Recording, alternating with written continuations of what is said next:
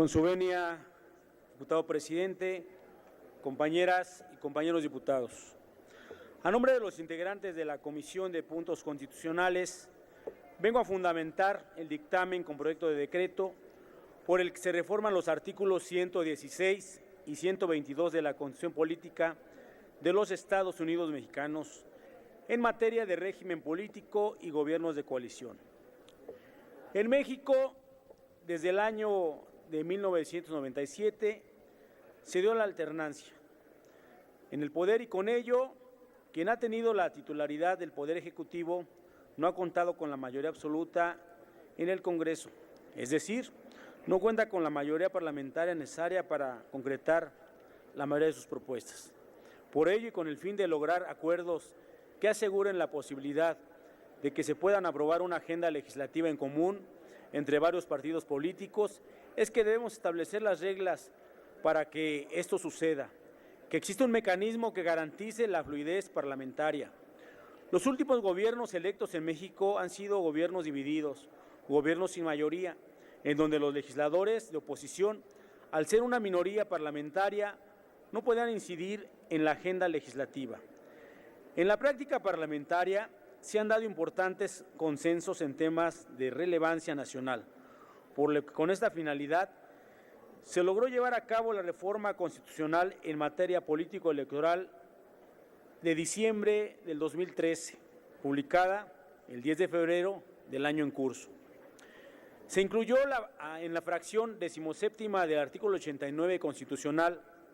la facultad del Ejecutivo Federal para que pueda conformar gobiernos de coalición en atención a los grandes cambios sufridos por nuestro país en la conformación de los órganos de gobierno,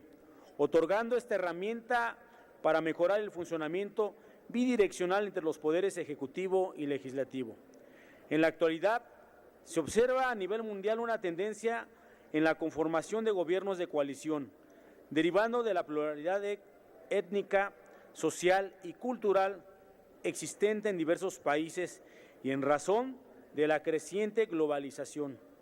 la cual conforma a una sociedad cada vez más compleja y que de igual forma demanda una auténtica representación en las estructuras gubernamentales, sin dejar de lado el rumbo y las políticas que deben de dictar los gobiernos democráticamente electos. Compañeras y compañeros diputados, estas reformas ya han demostrado su funcionalidad y viabilidad en la gran mayoría de los países europeos. Llevan más de medio siglo gobernados por coaliciones, sean estas mayorías o minorías, por ejemplo, países como Alemania, Holanda, Bélgica, Suiza, entre otros por mencionar algunos. Los gobiernos de coalición permiten expresar mejor los principales valores de la democracia porque comparten responsabilidades de gobierno con otras expresiones políticas y apuestan al pluralismo político ampliado de esta forma, la base social del gobierno. Con esta reforma fortaleceremos el sistema democrático porque establecemos la posibilidad de crear mayorías parlamentarias, situando al Parlamento en el centro de la actividad política, otorgando importancia central al diálogo político, lo que da paso a la inclusión de fuerzas políticos minoritarias. Un gobierno de coalición permitirá incrementar la comunicación entre sus gobernados, teniendo en cuenta la presencia de la opinión pública. Es por ello que en la actualidad podemos encontrar en diversas formas de gobierno coaliciones que no solo se concretan para llevar a un candidato determinado al triunfo electoral, sino que también dicha coalición se refleja en la forma en que se gobierna, atendiendo en todo momento a los integrantes de la misma, respetando sus ideales y planes de gobierno. Esta reforma no es de carácter estrictamente electoral, sus alcances tienen que ver con el régimen político en virtud de que introduce innovaciones en las modalidades del proceso de gobierno. La reforma señalada ya es una realidad, por lo que es potestativo del Ejecutivo Federal el poder conformar un gobierno de coalición mediante la suscripción de un convenio